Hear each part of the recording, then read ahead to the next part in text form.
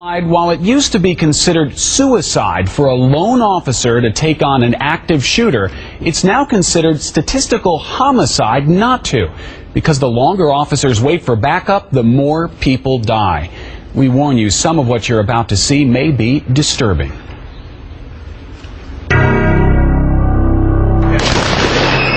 A frightening scene plays out on a Warren County school bus. Your job is this: clear that bus, secure that bus, end the killing. Everybody get down! This is not a real hostage situation. It's only a training drill. But this scenario with the SWAT team storming a bus is unlikely, based on statistics from 4 decades of school shootings. One of the lessons learned at Columbine is you can't wait for SWAT. 1999, Colorado. 2 heavily armed students storm Columbine High School. They're stalking around looking for people to kill. 15 dead, 23 wounded. The gunmen had killed themselves while tactical officers were still suiting up. Seconds count.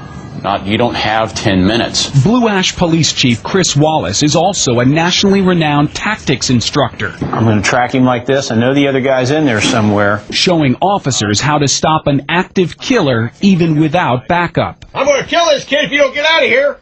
Shoot this kid. You're literally going to lose innocent victims every minute that you wait.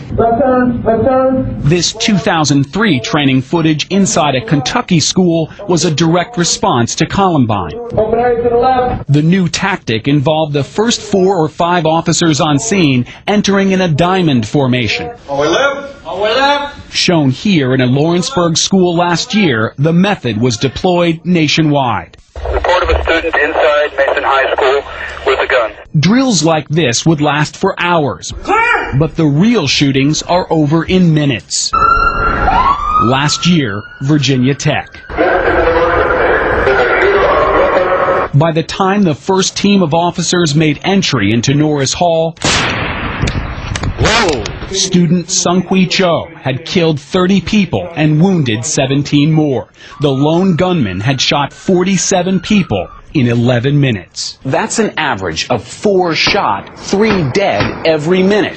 If the first officer on the scene is outside waiting for backup, 10 more could die. Wait for SWAT, and 20 or more could be killed. Freeze simulation. No, police can't stop time, but they can speed up their response. Unfreeze. If the first officer on the scene is trained to act quickly and on their own, the chances for success go up and the body count goes down. If it's your child standing there in that school and you hear gunshots being fired in that school, and you have the ability to go in there and stop this, are you going to wait? John Benner owns Tactical Defense Institute in Adams County. A SWAT team officer for a quarter century, Benner, along with Chief Wallace, now teaches the single officer response for the National School Resource Officer Organization. The school resource officer is already there. That's the best case scenario. The old tactics were the same as those used for a barricaded gunman. Set up a perimeter, call a negotiator.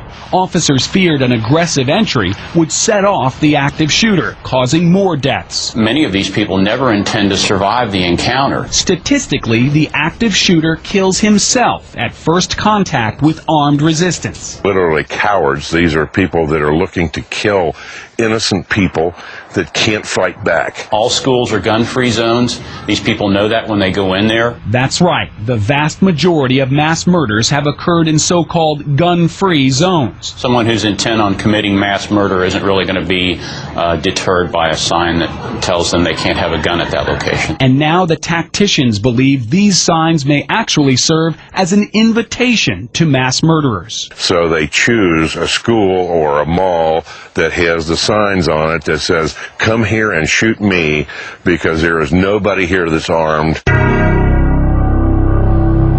Some colleges have already discussed allowing students with permits to carry concealed handguns on campus. And while the thought of putting guns in schools may be controversial, there is some serious discussion across the nation about arming teachers who have military training or law enforcement experience. Schools have invested millions in fire alarms and extinguishers, but contemporary statistics show shootings kill many more students than fires.